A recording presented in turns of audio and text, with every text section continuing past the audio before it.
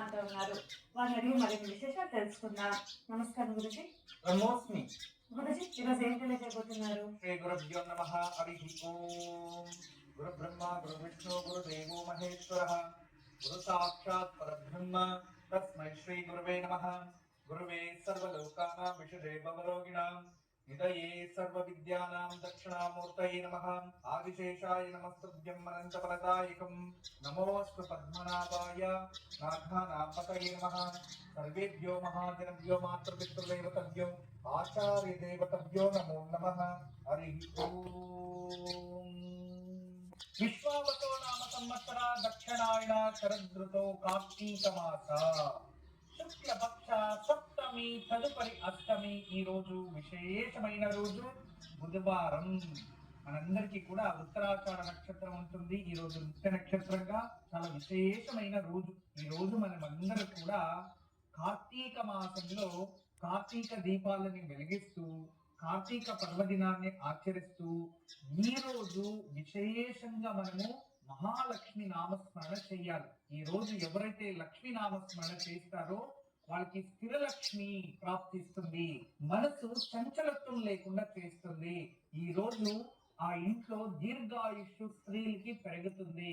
ఎవరైతే లక్ష్మీనారాయణ నామమంత్రం జపిస్తారో వాళ్ళకి భార్యాభర్తల సఖ్యత కూడా ఉంటుంది.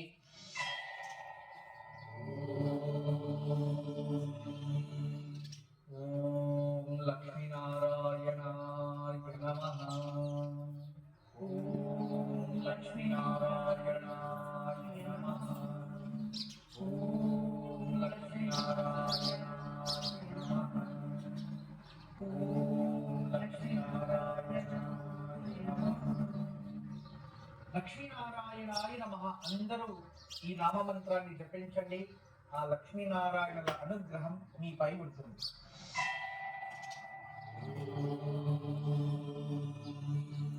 మన జీవితంలో ఏ పనైనా, అది మంచి పనైనా చెడు పనైనా, శ్రద్ధతో చేసిన అశ్రద్ధతో చేసిన ఆ ప్రతిఫలం మాత్రం ఇప్పుడు లేకపోయినా భవిష్యత్తులో ఏదో ఒక రోజు రానే వస్తుంది. మీరు ప్రేమతో భక్తితో శ్రద్ధతో భగవంతుడికి ఒక దీపం వెలుగుతూ ఉంటాయి. జీవితంలో ఎంత డబ్బున్నా ఒక అద్భుతమైన ఇల్లుని మాత్రం చేసుకోలేదు.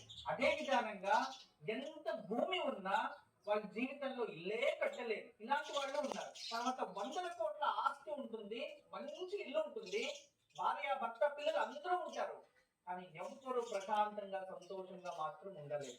అంటే దీని అర్థం ఏదో లోపం ఉంది అని కాదు. భూమి రుణము, గృహ రుణము, ఆ యోగాలు కూడా ఉండాలి.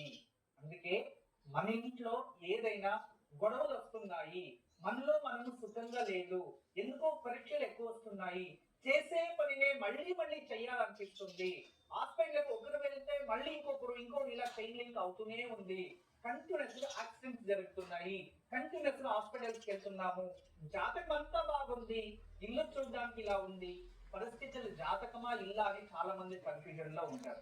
జాతకం కంటే హోమ యజ్ఞ యాగాలు చేస్తాం, ఇంటిని ఏం చేయగలని చెప్పండి. అందుకే అటువంటి సమస్యలు ఉన్న ప్రతి ఒక్కరు కూడా మీరు ఇంట్లో శ్రీవాస్తుని పెట్టుకోండి. ఖచ్చితంగా అది నిదానంగా దాని శక్తి ప్రభావం ఇల్లంతా పెరిగి ఇంట్లో ప్రశాంతత అనేది ఏర్పడుతుంది. ఎటువంటి పూజను ఆచరించాలి?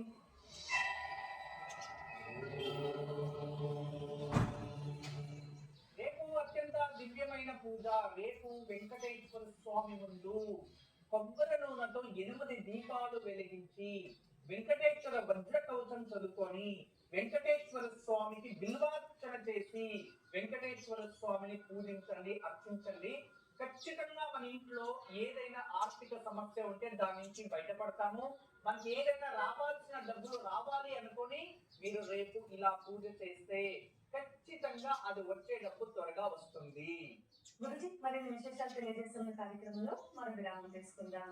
ఓంకారం కార్తీక వైభవం స్పెషల్ పార్ట్నర్ సెక్రటరీ అగరబత్తి హ్యాపీనెస్. ఇప్పుడు కార్యక్రమంలో మరో విరామం. ఈరోజు దివ్యమైన యోగక్షేమం. ఈ రోజు తామర ఆకు కానీ తమలపాకులు కానీ ఇటువంటి ఏదైనా 2 ఆకులు తీసుకొని ఆ ఆకుల పైన చిన్నగా వెన్న పూస పెట్టాలి. పంతులు గారు రాలేదు. అసలు పంతులు గారు లేకుండా పూజ ఎలా జరుగుతుంది అనుకున్నాను చూడండి. మా 15 లక్షలు మాకు ఇచ్చే చూడు దేవుని పడుకోబెట్టగా నాన్న పడుకోబెడుతుంది.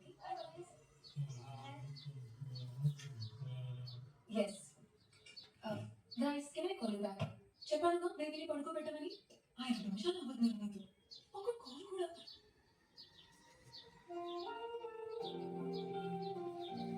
ఏం చేయను మేడం, 5 నిమిషాలు పడతాయి దూరం తల్లి పట్టండి. కొంతమంది పనులా ఉన్నాయి. కేవలం 5 నిమిషాల్లో దోమలను తల్లి పడుతుంది.